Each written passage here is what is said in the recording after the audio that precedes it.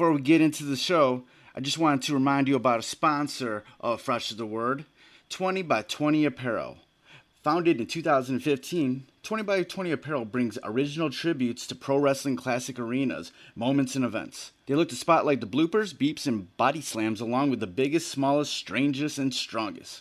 In the world of wrestling, where there are hundreds of shirts, promotions, flyers, social media accounts, and ads, don't get lost in the sea of parody shirts and display fonts. They can provide professional graphic design services at a reasonable price.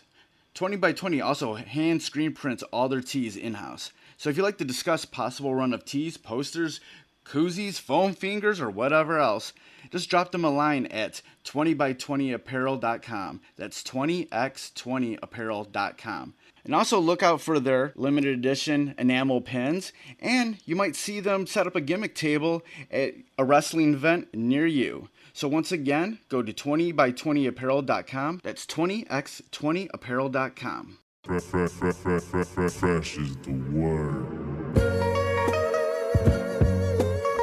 I'm Jim Duggan, got long wood for plenty hoes. I keep it fresher than fresh, but you already know. You suckers bummy, I'm money, I got a ton of flows. My weed loud like a motherfucking thunder roll. Your shit quiet like you ballin' on a budget though. We see your kicks and we laugh and yellin' what are those. You see me shining like a suit on puffy. You know my grindin' shit is too strong, buddy. That's why the dude call money. I be stuntin' like it's nothing at all. Cause it's nothing to me, it's probably something to y'all. Trying to smoke like me, then come and fuck with your dog. Got a closet full of kicks, you can't cop it tomorrow. And I'm fresher than the freshest, you can tell it's in my essence. Bitch, you see the way I'm rapping, yes I do this shit to death. Until I'm running out of breath, or tell somebody cut a check. But either way you know it's fresh, and either way you know it's fresh. Fresh, we fresh. Fresh, fresh, fresh, goddammit, we fresh. Fresh, fresh, goddammit, we so damn fresh. Yo, welcome everybody to another episode of Fresh is the Word. This is episode 175. And on this episode, my guest is Alice Vaughn, co-host of the comedy podcast Two Girls, One Mic, the Porncast. And she's also the infamous creator of Offensive Crayons. And during this episode, we'll talk about how she started Two Girls, One Mic with her co-host, Yvette D'Entremont. And these are both women who aren't in the porn industry and have education in various sciences, but they have a mutual love of passing judgment on the many plot holes of hardcore porn. You know, they're like best friends, so you get this awesome chemistry between them.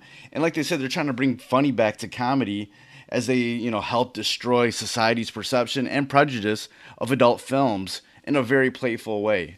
Every episode is very funny, and they also interview, people from the porn industry, whether it's, porn actresses and actors or directors. And they talk about things that have progressed in porn, the obstacles and stigmas that they still are presented. Then they also go ahead and review porn movies and make fun of them in a playful way. And with Offensive Crayons, we also talk about how that got started, the sense of humor behind the adult-only box of crayons that she created, and how she got banned from Amazon. The reason I wanted to do this episode not only is because, Alice is super funny and fun to talk to, and I love the podcast, but me, K-Fresh, I'm, fully behind sex work as work, and it should be treated as a real job and career without legislation targeting sex workers with laws that create unnecessary obstacles for them. And I also want to help remove the negative stigmas associated with anything in the sex industry. There's so much legislation now, especially the FOSTA, SESTA, legislation that targets the sex industry, but it also has these side effects too, where it's affecting the LGBTQ communities and other marginalized groups. It's targeting real sex education. There's a link in the show notes for this episode at freshthepodcast.com where you can get more information on FOSTA. While, Two Girls, One Mic is, they're playfully poking fun at, porn flicks, they're also providing a lot of good information about what needs to improve in the sex industry, in the porn industry, how the sex industry has innovated other and influenced other industries. We talk a lot about that during this interview. So there's a lot of good information. It's, a lot of dick jokes too, a lot of porn jokes during this episode. Alice is super funny and super fun to interview. So I would definitely go check out Two Girls, One Mic, the Porncast, streaming everywhere that, podcasts are streamed. And, like I said before, please go to the show notes at freshasthepodcast.com, and there may be more information to where you can follow Alice Vaughn online, and where you can listen to Two Girls, One Mic, and where you can check out the Offensive Crayons. And right now, until a few days from now, to when I post this, till September 1st, there is an Offensive Crayons color naming contest. And you really got to get your creative juices flowing for that. And the winner will get $500 and get to name a color in her upcoming porn sex themed Offensive Crayon box. So, without further ado, let's get on to the interview with Alice Vaughn. I came about your podcast, Two Girls, One Mic, the Porncast, recently through your publicist. So I gave it a listen, and I'm like, dude, I love these girls, and I love, what they're talking about, how they're talking about it. And it's so funny, but you guys are still like, talking about, serious things, but being funny about it, talking about the porn industry, the sex industry, stuff like that. But kind of, what was sort of like, how did this podcast happen? What was the idea behind it? How did it happen? Yeah, so the genesis of the podcast, my co-host likes a joke that it started with a bad Neil deGrasse Tyson joke. So because she's a science communicator, and she has this shtick about how Neil deGrasse Tyson, you go to watch an action film and you're not there to criticize a sci-fi or the placement of the constellations, and yet Neil will have an opinion. So we realized that we often, in our spare time, we're already providing commentary to porn, specifically the plots. No one was asking us for it. We were just doing it anyway. And we kind of always bounced around with an idea for a show, and it happened. So we thought, hey, someone has to be reviewing porn. No one was reviewing porn, so who better than us? Two women with science backgrounds, with just dirty minds like of 12-year-old boys. Yeah, and that's what I love about it. When you, cause I listened to the last few episodes. You reviewed the Terminator porn, parody porn. That was super funny, and it was just like, oh, okay, this is nice to. It's nice to hear, about, in a fun way, about porn, from somebody that's like outside of porn, that just watches it, But like these days, there's also a lot of issues that the porn industry is fighting for that is the same issues that, a lot of marginalized communities are fighting for, whether it's the LGBTQ community or people of color. Through your, through everything that you've been doing, sort of, what's your sort of perspective on that? So the porn industry has kind of led the way when it comes to a number of fronts. Definitely technology. I wouldn't be surprised if it's led the way. We were having a conversation last night with Samantha Mack for an upcoming episode on how body diversity was predominantly led through porn and campsites, and I wouldn't be surprised if it started there and trickled onto the mainstream of what's defined as beauty. So it's not surprising to me that porn does influence a lot of these categories, but it also influences so much more. And it influences legislation, influences how people are treated. But no one's talking to these performers. And we wanted to, because Yvette and I are outsiders, we wanted to provide our listeners with a glimpse into, hey, here's what's going on behind the scenes. These are real people that are helping get you off, but they're real people. Is it still just like the stigma behind porn, or why people won't give the porn industry credit for these sort of things that they've kind of helped start or become progressive about?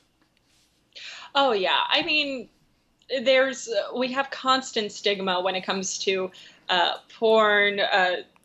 I mean, we can't even talk about masturbation. So, let alone get healthy sex education in school. So, Right. yeah, we can't talk about porn.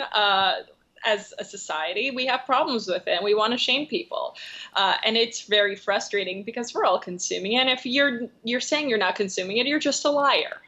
Talk more about your background as somebody who is not from the porn industry. Where, what's your education in? What's your sort of background? So I have a double bachelor's. I have a BS, so a bachelor's of science, not just a BS degree, but but I have a physics degree as well as I have a marketing degree because I thought, yeah, if the physics thing doesn't work out, I guess I'll lean on to marketing and business. And that pretty much has been my story. I actually run my own company called Offensive Crayons. Yes, So yes. that's been really exciting. Yeah, I just submitted a few ideas for names to the contest that you're doing. Oh, awesome. Well, Awesome. And oh no. yeah, because I was just listening to the latest episode, and you guys were talking about how unfunny people are when when submitting stuff for this contest. I'm so horrible. But it's true. And look, it's not that I don't blame people for not being comedy writers because that's not people's day jobs. And frankly, it takes work and it's a lot of time and effort, and you have to figure out what works, what doesn't, why a joke works. It's not easy. Right. But that said, I've gotten bukkake and cum shot white just submitted way too many times that people need to be shamed for. Yeah, those are kind of like obvious ones. Like, Let's try harder. yeah, try a little bit harder, or what? Or the other one that you use an example, period red. Like, come It's on. been since the beginning. Everybody's thought that I have a period red in the pack, and it's like, who does that offend? Right. Who? Mitch McConnell? Who? Right. How does your sort of background sort of tie into what you do with the podcast or Offensive Crayons? It If doesn't. any. It doesn't. It ties in because you can tell I really don't take myself seriously. But what's nice is I don't take myself seriously, but I do. Many of my friends will say that, and I'm going to pat myself on the back for once and say that I'm a hard worker because I am. I have the energy of 12 golden retrievers, and Oh. I don't deny it. I'm jealous of that. that. I wish I had more energy. But so it ties in the sense that I can have fun. We want to do a comedic spin. That's why, we have a comedy podcast, and, we list ourselves under the comedy interview section on iTunes. And we've been doing surprisingly rather well over time in both those sections. But yeah, so both Yvette and I mean, she's done some stand-up before, but we both, don't take ourselves too seriously. We feel that also that because of the type of content we're discussing, I mean, first off, it's porn and sex. There's going to be dick jokes involved. Oh, yeah. But second of all, we want to present the content to our audience in a digestible way where you can listen to it, you can have fun, but you're actually learning something still. What have you sort of learned doing this podcast about porn and the sex industry in general? And how does, what's the sort of perspective from a woman about it all? So that is a big question. Right, it is. There's so many angles I could take that. That's a porn joke right there. Well, yes. This is also why we started the podcast, because I can't not say something dirty. Right. What's amazing is I used to accidentally say dirty things, and then people would say Alice, phrasing, just like an art chair. Right. And now they're like, oh, well, it's because she's a porn podcaster. No, I've been doing this since I was young. Excuse me, I'm a seasoned professional. You're one of those. You're one of those women in real life when they say that's what she said. You're one of those in real life. Exactly. What I was trying to go for with that question was, what do you feel has maybe improved in the porn industry or the sex industry for women these days, if there's anything? Well, there definitely has been improvements. So what's really nice are a handful of things. So number one, more content is being created that the performers want to create. It used to be in the past, studios had all the control, and there were some pros and cons with that. The pros were there was a lot more money involved in porn. Now you could kind of say the same thing, but it's a lot more spread out, and also people don't pay for their porn, which you should pay for your porn. We're telling you this right now if you're listening. Pay for your porn. Support the porn. Support the porn industry. Exactly, because they have the hardest job making you come. Yeah. But exactly. So the fact is, I mean, porn is like any other industry, whether it's art, whether it's if you're a musician, whether you're a comedian, a podcaster, you can do it all for free, or you should also be paid for your time because like you're any other individual who's working. But what's nice is they can actually create content that they prefer and they want to put out.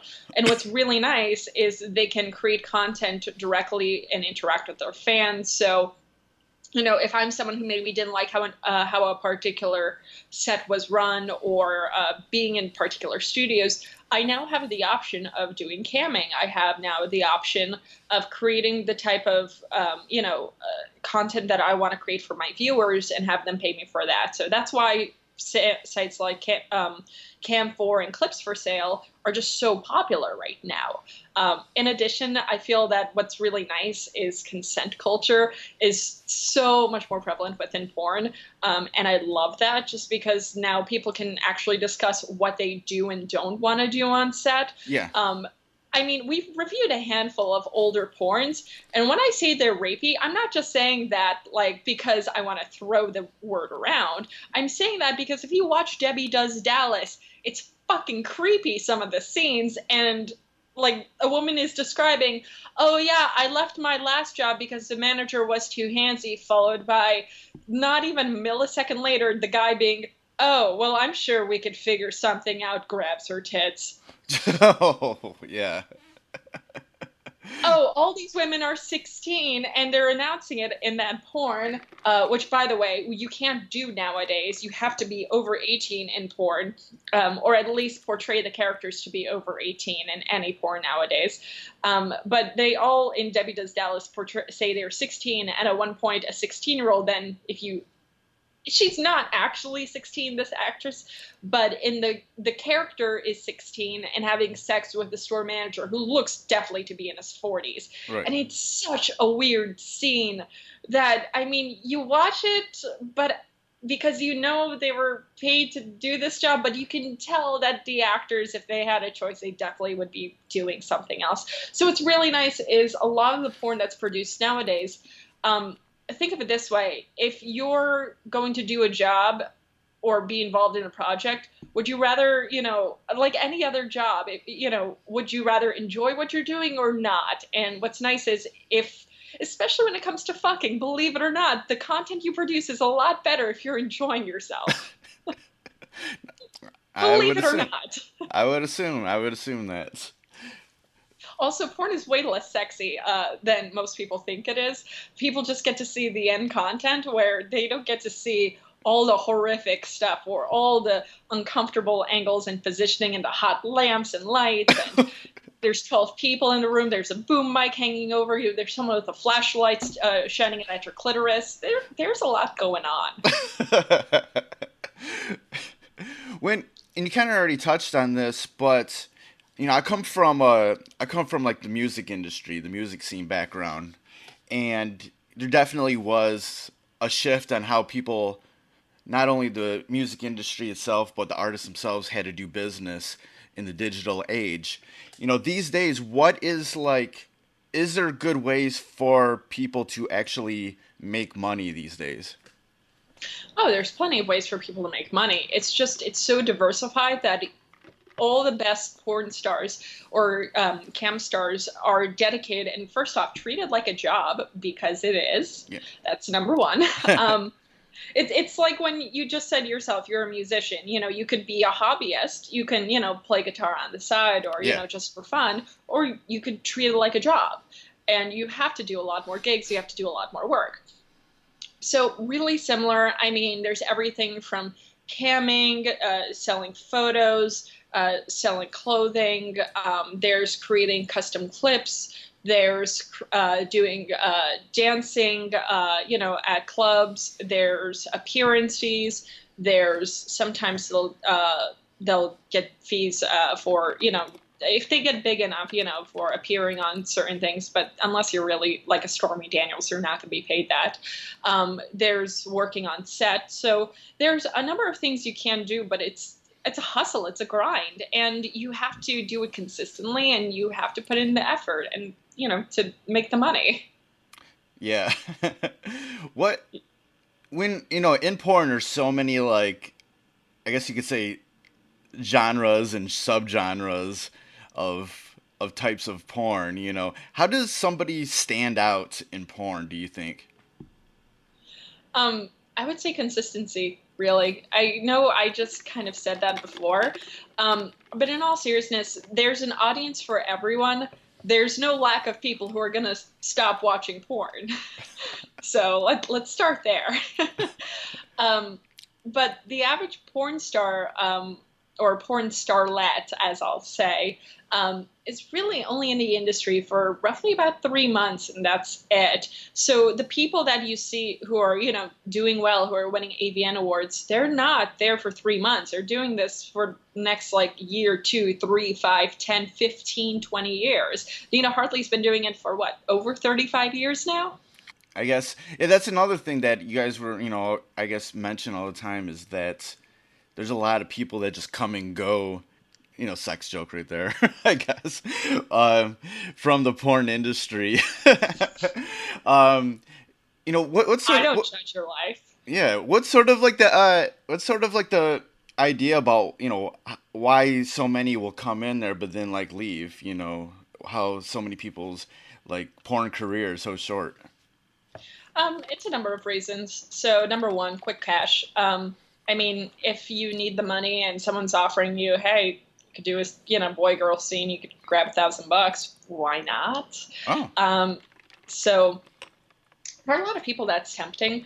The challenge is a handful of things. Number one, so the scene for example, in LA versus in Miami is very different.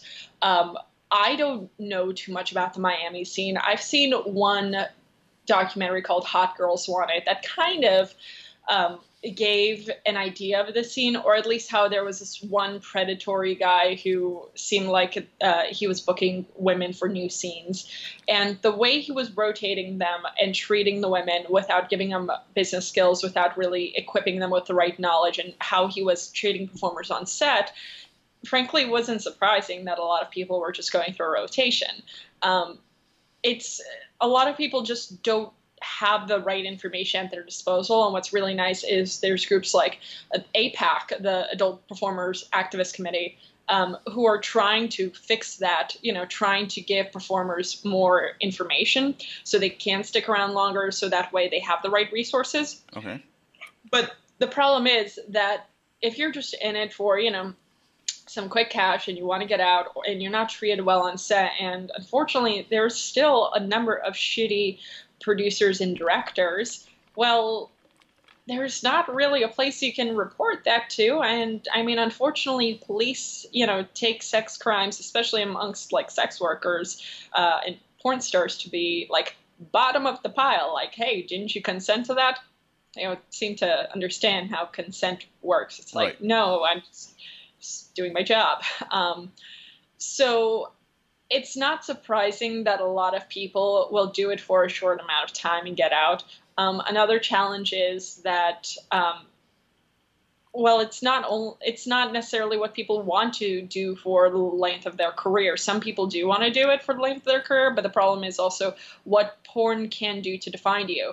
Unfortunately, it's not porn that when people get into the industry, a lot of times that I've spoken of people, especially those that have been in the porn game for a long time, they have great experiences.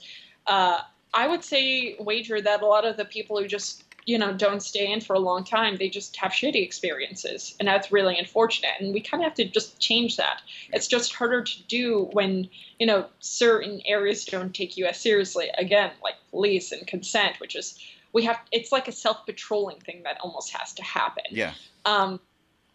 So that's really frustrating. But it's also how you're treated once you get out. So, for example, Mia Kafila, I have issues with her because she became this massive, massive porn star. She talks about how she only made $12,000 in porn. I don't know if she made that only, doing scenes plus camming, or she just did that with only scenes.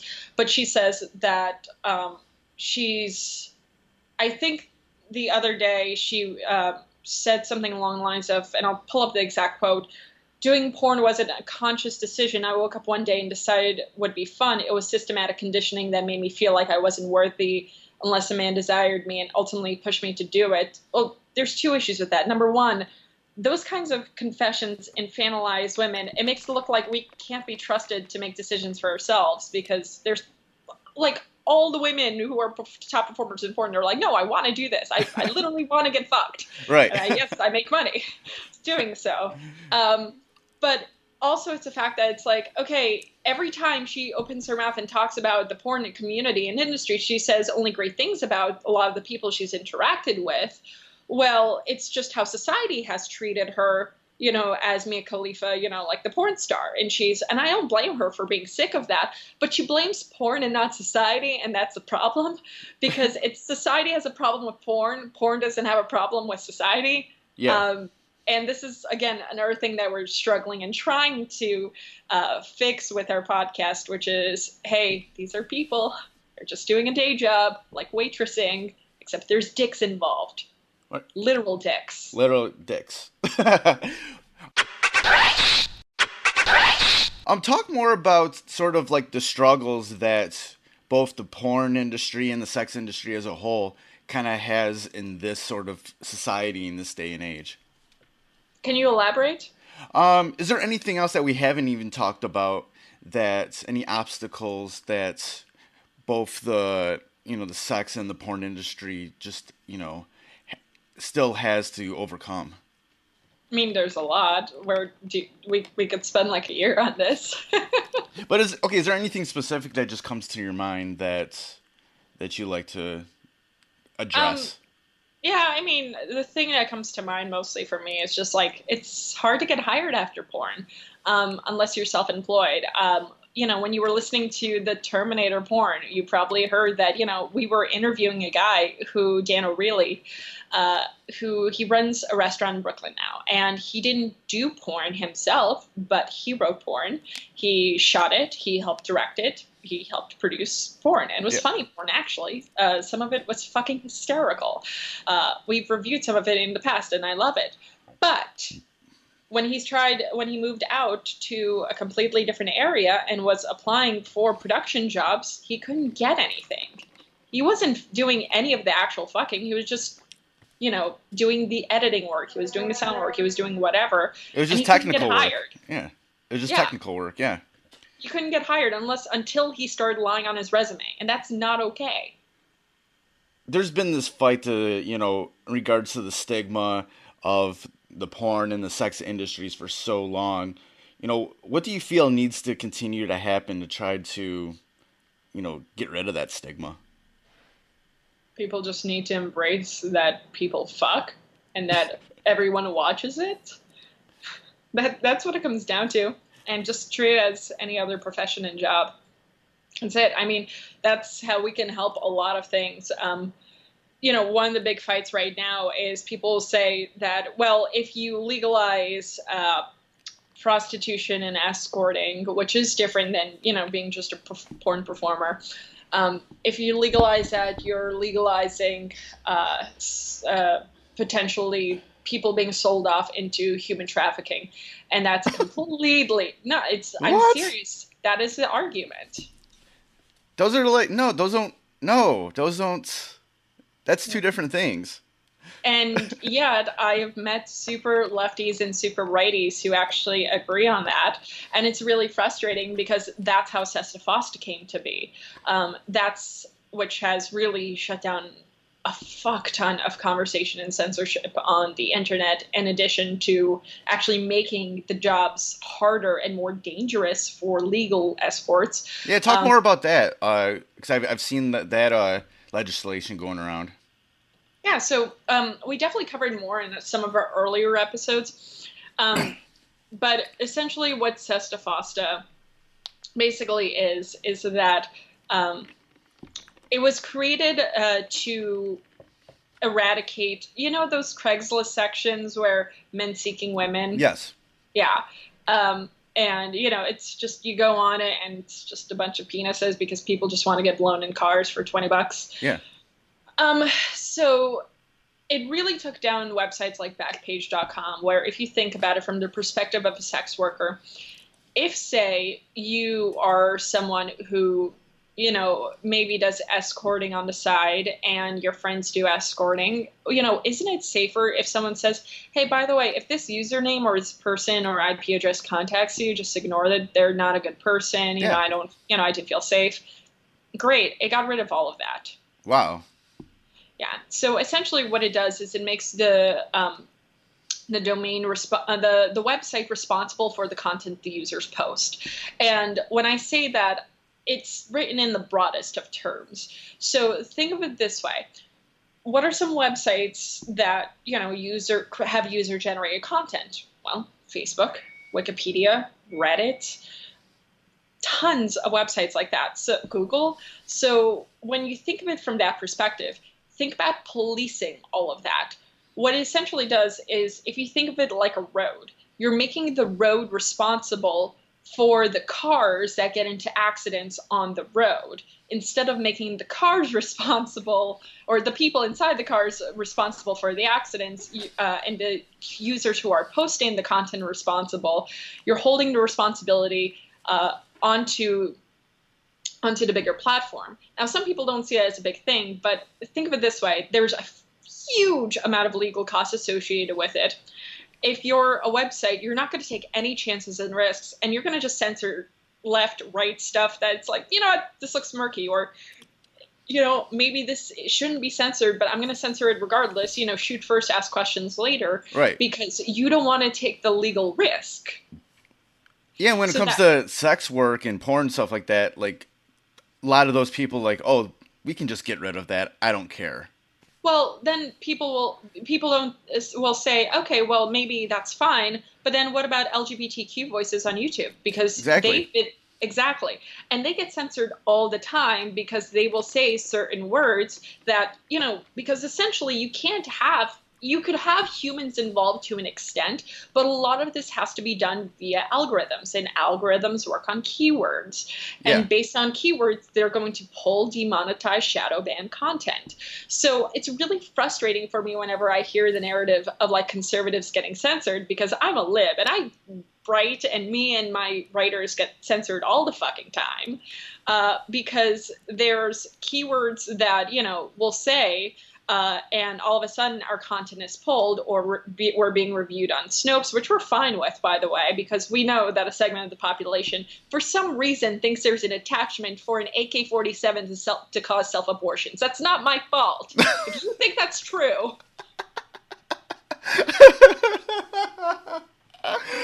What the fuck? Exactly, okay? Oh, shoot. So... I don't know how that happened, but... Okay, but the point is that now there's all these, unfortunately because of SESTA FOSTA, it's made it so much more unsafe for people who are trying to do sex work. It kind of drives it more underground back to the hands of the pimps, which we kind of want to get rid of. Yeah. As opposed to, separating, okay, here's illegal stuff versus here's the really illegal shit, which should not, the Jeffrey Epstein shit, which no one should be okay with. Right. No, and with legislation like that, yeah, it does get rid of content that is educational, from that where people are just talking about sexuality in a positive way. They're just trying to, give out some information, but at the same time, it's not shocking, that this is happening from, the people who make the laws. Oh yeah, I mean, and that's the thing. People don't understand the wide sweeping consequences of certain things. I mean, no one is going to, be a willful antagonist. Everybody thinks they're the protagonist of their own story. That's the best way I like to see it. Everybody thinks they're doing the right thing. Even people who you're like, that person's really fucked up. It's like, well, David Duke, for some reason, he thinks he's doing the right thing. Oh, I don't course. Agree, but he does think that. Yes. Richard Spencer, crazy person. He thinks he's doing the right thing. I don't agree with it, right. But that's the thing when it comes to this type of legislation. That's why we need to discuss it more often, and that's why we bring it up on our show. That's why we bring these performers onto our show, because it shouldn't be stigmatized, any of this. And if we could talk about it, then we could actually talk about actual solutions.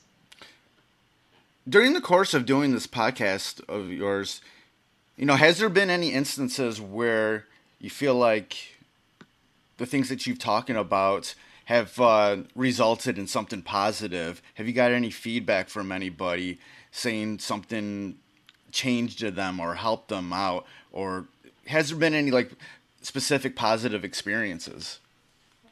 I mean, if I've changed your life, let me know. info@twogirlsandmike.com. But honestly, we've had so much great feedback from our listeners saying that they really enjoy it. They're learning new things.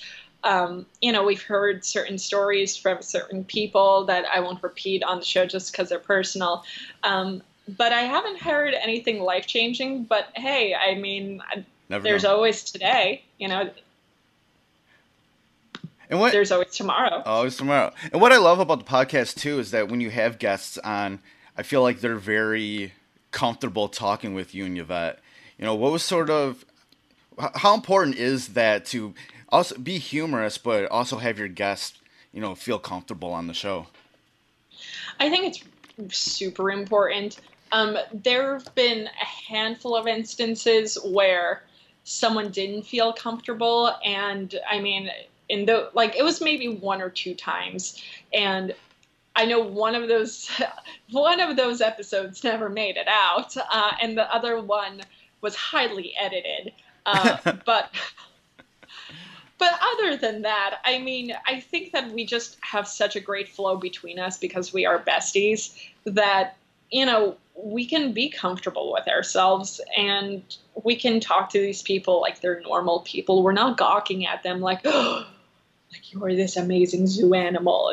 You're not. You're a person who fucks and you make money. And I sell crayons and make money. We all have our shtick. So this is nothing new. Yeah, I love the back and forth that you and Yvette have. Yeah, it does sound like you guys are really, really best friends.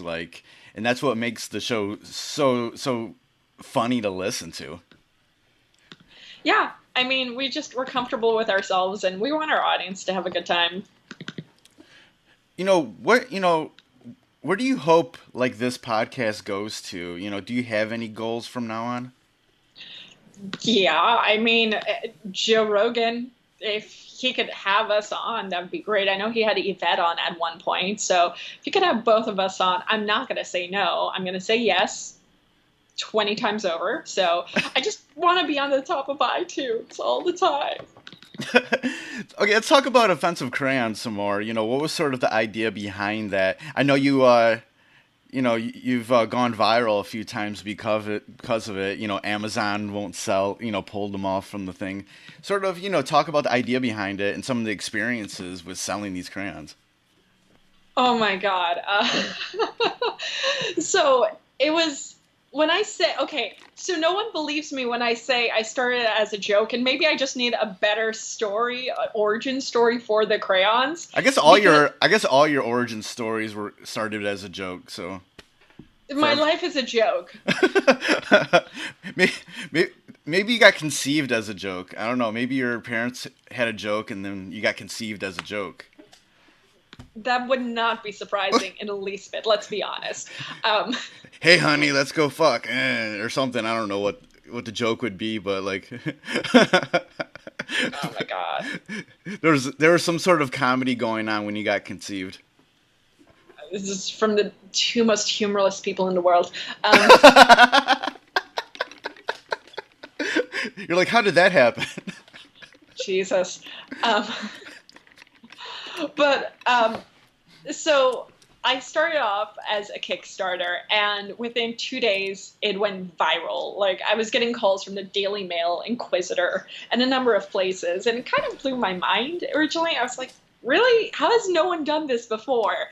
And I wanted to, kind of create a product from from beginning to end. And I kind of love what it's really become.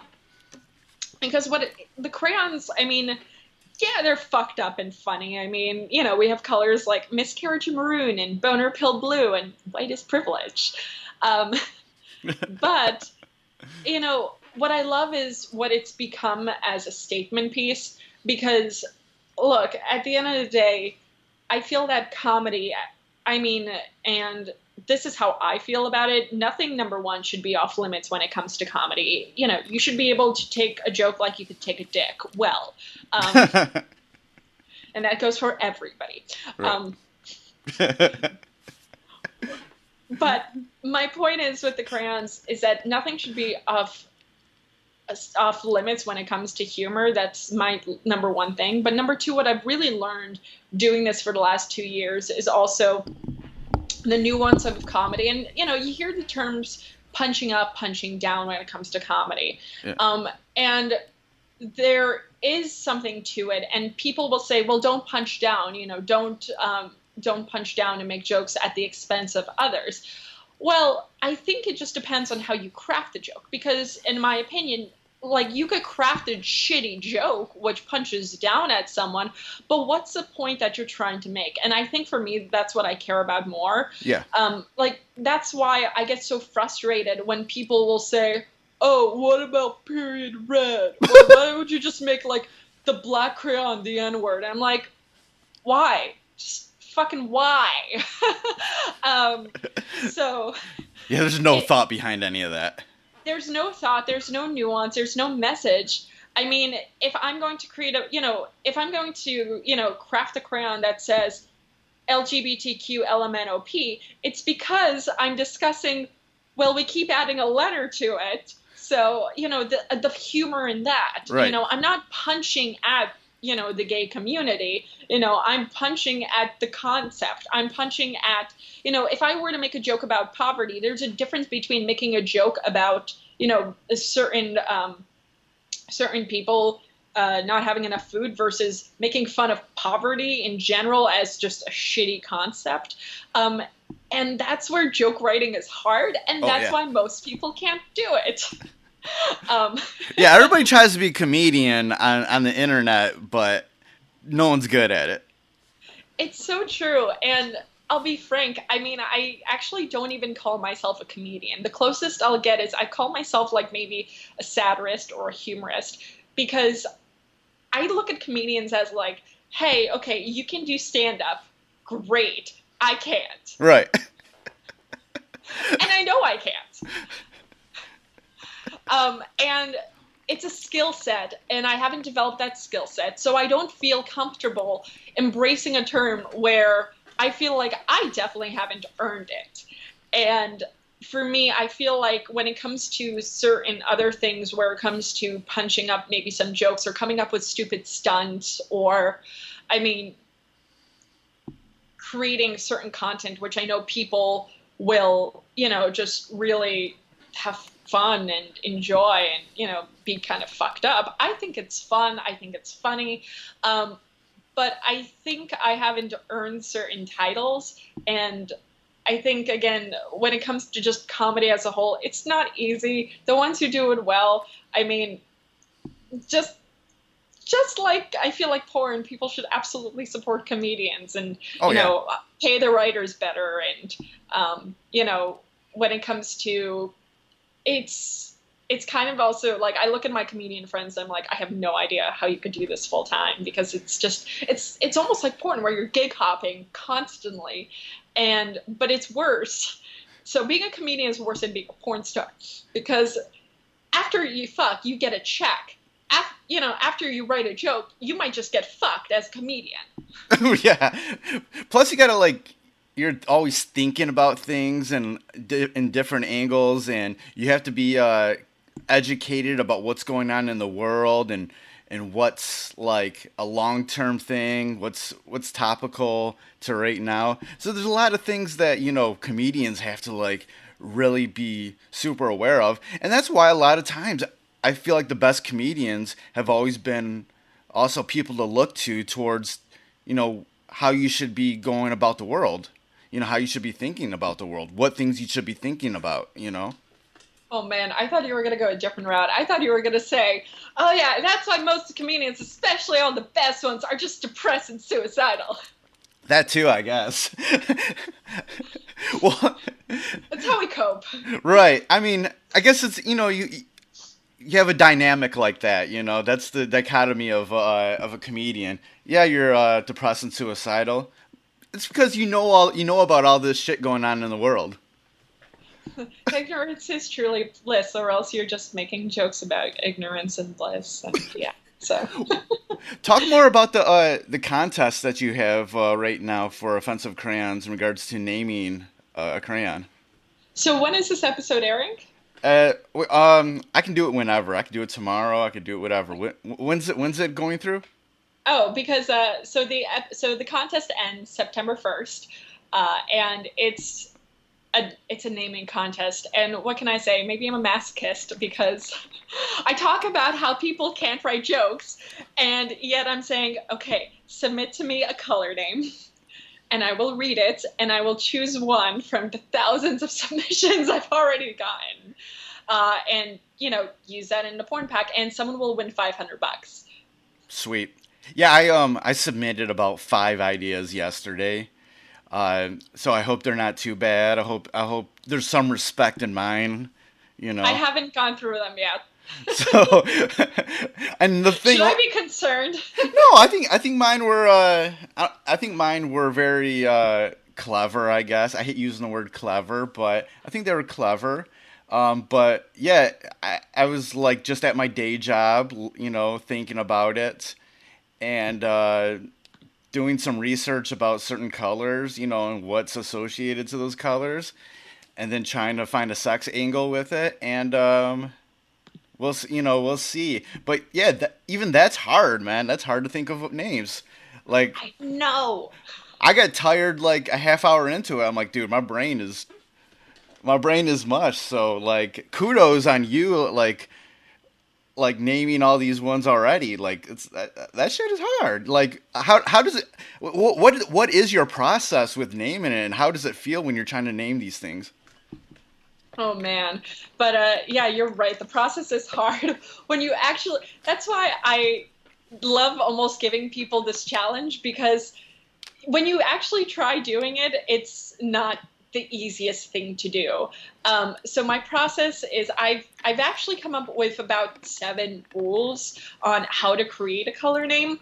So at this point, I'm kind of doing stuff when it comes to themes with the packs. I might just do another offensive crayon pack, just a general one.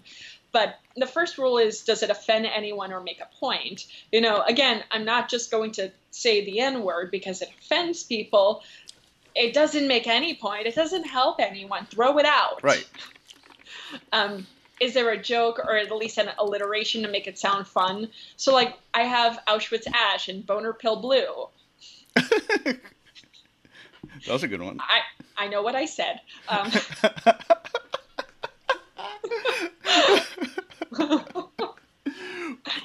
What were some of the specific, I guess, like, negative feedback you've gotten in regards to anything? Is there any good stories behind the negative feedback you've gotten? Really rarely. I mean, the most negative thing that's happened to me is Amazon has banned me. And this happened January of 2018, where what happened was Amazon. By the way, I thought January 2018 that I had sold like my last few packs of crayons, or I was down to like only less than 200, and they pulled me off of Amazon for review. I didn't think anything of it.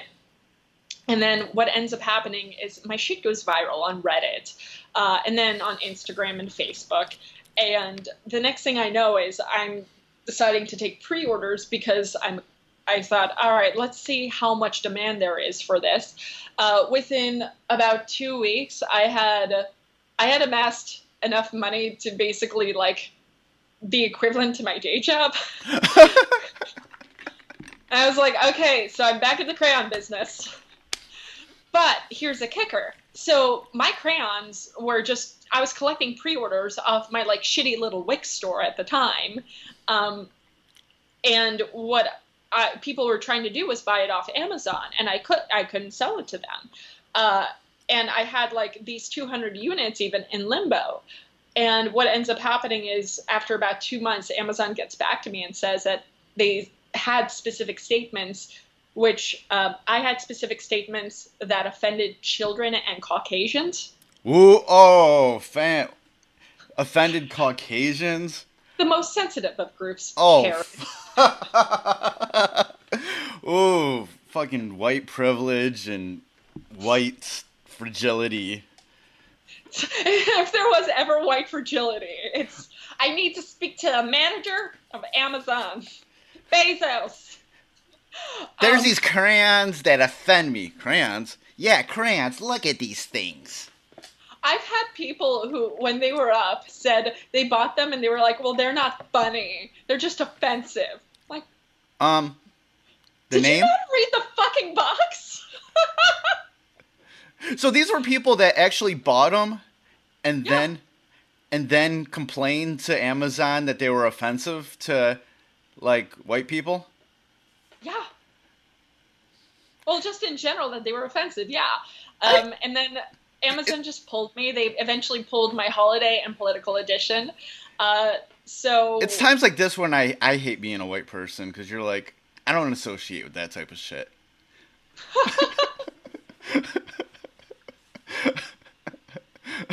No. I weep for humanity. It's not just white people. Like, you know what? I've met shitty people of every race and nationality and origin. I don't care. Just people are crap. Look, I don't know. I can't judge if Karen was bi or not when she made a complaint. But the point is, it's still a Karen. I don't care if it was a fucking Dave, but the point is, they acted like a Karen, and therefore we're using that term. A Karen, yes. But, yeah, at this point, I'm actually really excited because I just launched a partnership with a new toy distribution company. And we're ramping up production for the holidays, and I'm now doing this as a full-time job, which is so weird to say because I was doing software sales for like 10 years. Okay. Yeah, that's what I did with my degree. I went with physics and marketing to software sales, and now I'm selling crayons for the last 2 years. And how did that career, though, in software sales help you with doing this, if anything? Nothing at all. I don't know. I guess maybe you could be good at, you seem like someone who could be good at selling things, like, I don't know. Maybe. I was the best. Okay. Not to toot my own horn, but. Okay, so right there, you were like the best in software sales, so like, that could be transferable over to this, and, listening to the podcast and everything, I'm like, yo, I want to, buy some crayons. Well, anyone who does, offensivecrayons.com. That's where, people could get their crayons. We have a couple shirts and mugs. We have a digital coloring book, but we're actually working on, the next thing is we're doing the porn sex pack. and we're coming out with a physical coloring book. So, and it's called Happy Little Dictators. Oh, fan, yeah. Uh-huh. I can only imagine what that's gonna be like. Yeah. Gonna have a Hitler just peacefully painting in the style and dress of Bob Ross. All this stuff, is there specific places, like types of businesses and whatnot that you want it to be placed in? Anywhere. Honestly, I see, adult coloring books in places like Barnes and Noble. I see tons of stuff like this all over in big box stores. I mean, Cards Against Humanity kind of paved the way for offensive and off-color humor. Yeah. And, I mean, I'll be honest, I look at those guys and I'm like, I want to do what they're doing. Just all the time. And by the way, coming up with the stunts that they do, not fucking easy. Right. Like, they had the idea of buying part of the wall where Trump was going to build, had the idea of buying an island. They had the idea of, like, they bought, like, not they didn't buy, but they dug a hole with, like, one of those massive machines that digs holes in the ground. Mm-hmm. And they were like, we're going to just keep digging as long as you guys give us money. Their Black Friday sale was they raised the price of all their products by $5. They're geniuses. They're honestly, I mean, I want to emulate what they do, but sometimes I wonder, like, the stunts I come up with, they're so fucked up sometimes, and I'm like, is this gonna get me canceled? But I want to do this. Wait, hold on. Oh boy. Yeah, I can only imagine what's going on in your head of yours, Oh my God. And the thing is, like, adult coloring books, I feel like there's been a boom in that sort of idea the past few years. I know a few people that, it's done that in, like, the LGBTQ community and had some success for it, And when I talked to, and I actually just bought a few, like, coloring books from a friend of mine who's a comic book artist and a writer here in Michigan, and she was telling me, she's like, yeah, like, these coloring books are, like, coloring and everything is, like, really, like, relaxing to do. It's a really fun and relaxing thing to do. It's not just for kids. No, I mean, there's a huge boom. What's really nice is I'm excited because the quality is only going to get better from here on out. The next batch of crayons, we're switching eventually to a manufacturing facility that actually Crayola used to use. Okay. And I want to actually dive more into the, coloring book community and actually create, markers and color and pencils and things like that. Everyone needs some pencils. Right. Given your education and background, like, how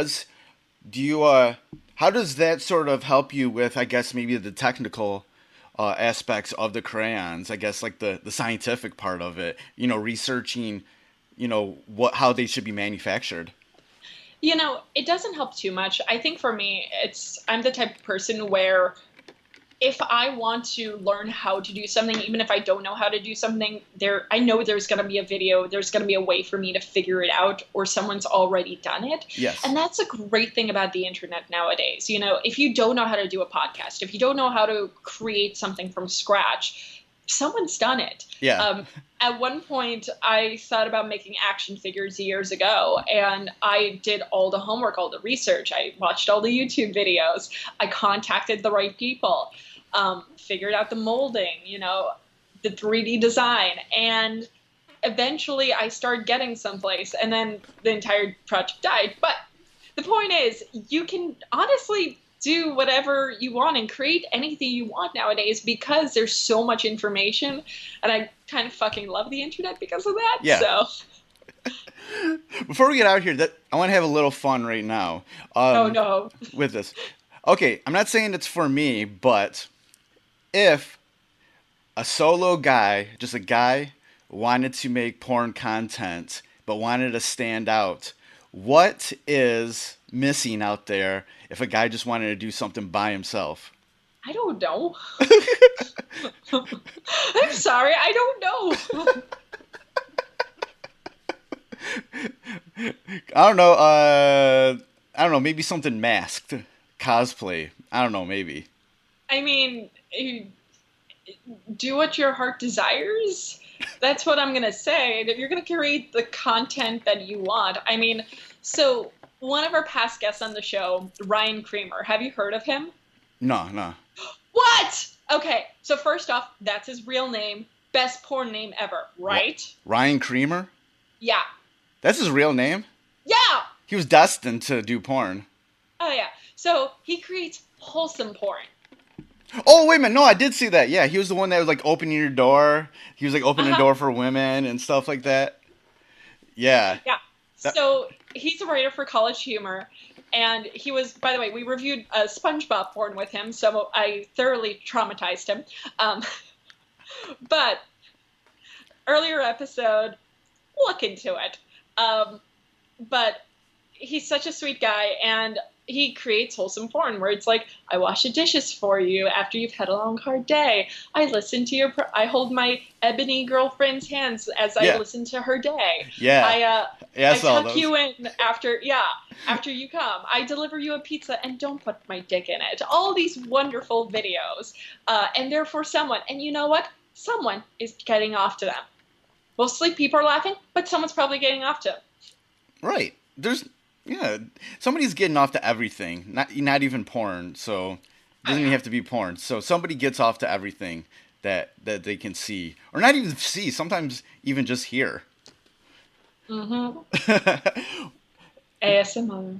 ASMR porn.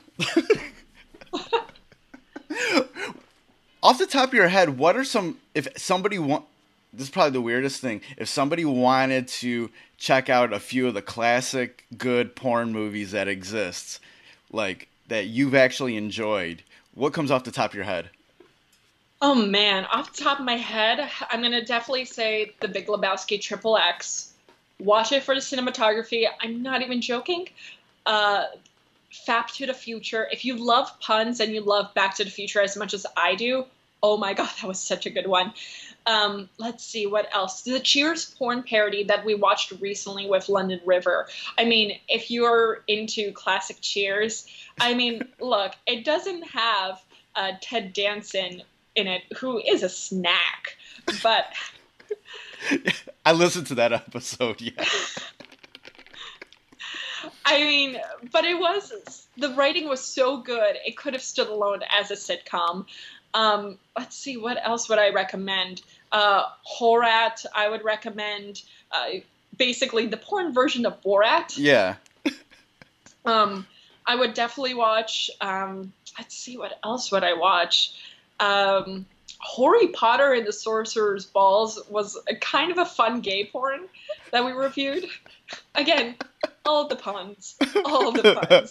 Oh, and the person who played Hagrid, was played by a drag queen, and she called herself Thug Hagrid. So watch it for that alone.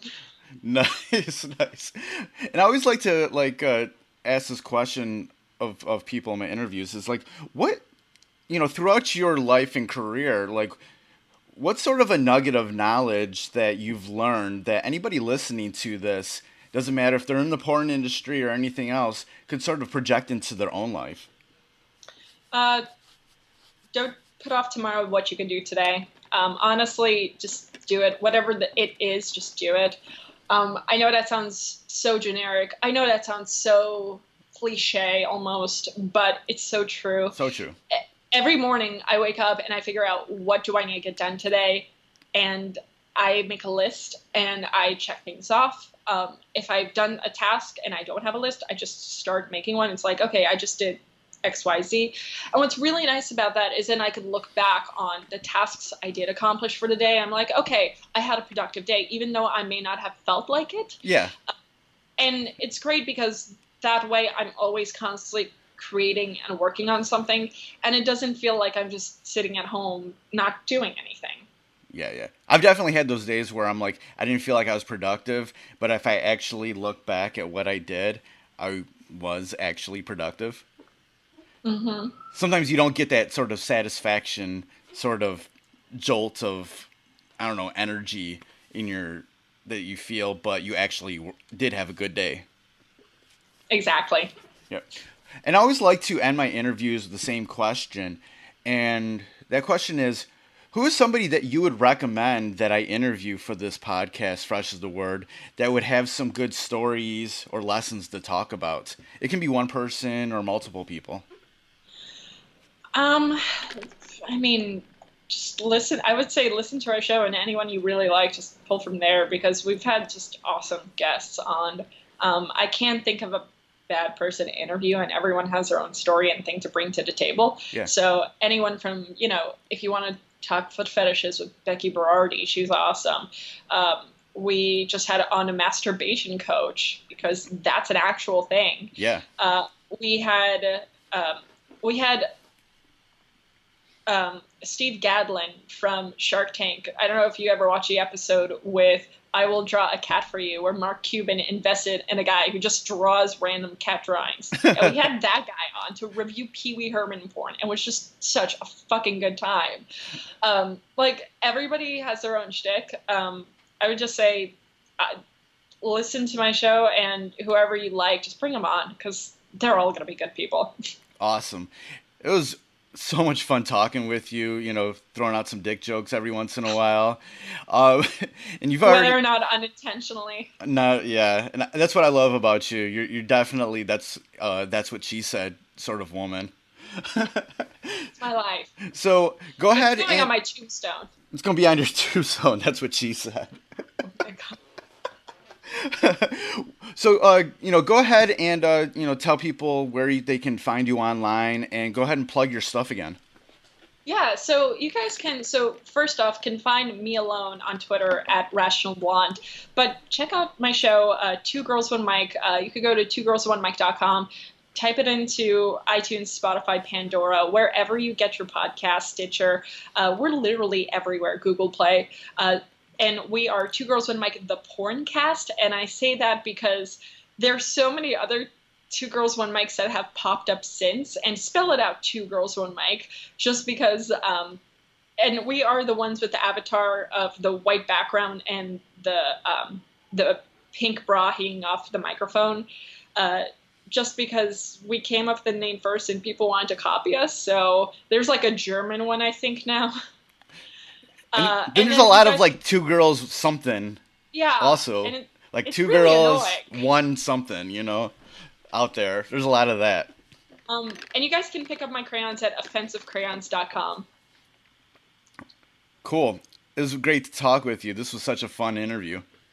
Yeah, it was great talking to you too, Kelly. So that was my interview with Alice Vaughn, co-host of the comedy podcast Two Girls, One Mic, and the infamous creator of Offensive Crayons. More information to where you can follow Alice online and check out Two Girls, One Mic or Offensive Crayons will be in the show notes for this episode at freshasthepodcast.com. So before we get out of here, I definitely want to remind you that Fresh is the Word is streaming on all the platforms now. So pick wherever you want to go. It's even on iHeartRadio, but it's been a little glitchy. You can also support the podcast by going on Patreon at patreon.com/freshastheword.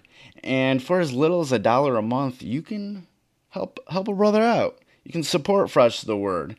And for the $3 a month tier, you can get access to the Patreon-only podcast episodes where I dig deep into the audio archives of interviews that I've done outside of Fresh is the Word for the past decade or so. And I clean them up a little bit, and I present them to you.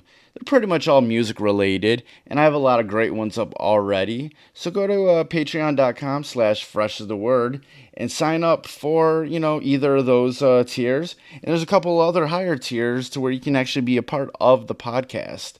So, once again, go to patreon.com/freshastheword. I'm sorry that August has been a little, light on the content on the podcast, but it's been a busy month.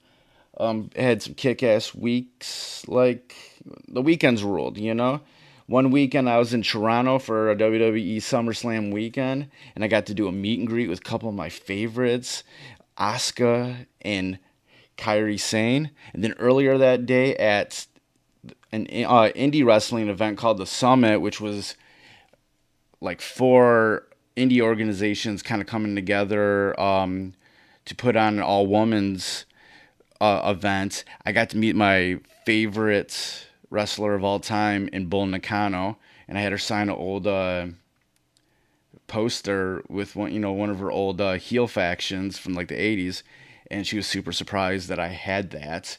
So that was like just an amazing day, and I always love going to Toronto.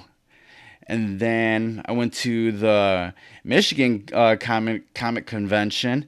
The attendance was little light, but I got to meet a lot of cool people in Artist Alley. And hopefully, I'm going to get some of them on the podcast. There was like so many cool people that I met. Had a lot of great conversations. There's so much talent, like even just in Michigan or in the Midwest when it comes to comic artists, stuff like that. And then this past weekend, I, went to my buddy Matt Finney's wedding at the Shinola Hotel in downtown Detroit, and it was beautiful. It was fun. It was hip hop as fuck. It was just a beautiful wedding. It was exactly what I needed. And then the next night on Sunday, I saw one of my favorite metalcore bands, North Lane from Australia, at the Shelter at St. Andrews Hall in Detroit. I actually got to interview Josh Smith, the guitarist, again. And that will be on an upcoming podcast, probably the next one. And dude, I gotta just say, the Japanese metalcore band Crystal Lake is freaking amazing, man. They're opening up on the tour, and they are incredible. So that's been my month, pretty much, past couple weeks. So I've been really busy, and but I'm gonna have a lot of cool guests coming up. I got a lot of cool things in the works. So definitely, thank you for everybody listening to this right now. And if you really want to, do some stuff online and, be a part of a group, I did start a Facebook group at facebook.com/groups/fresh is the word, and click there to join us. And I post more. I post a lot of good stuff on there instead of my normal personal page.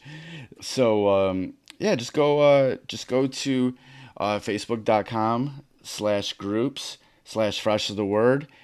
Click on join, and I asked one question. That question is, who is somebody you would suggest to be on the podcast?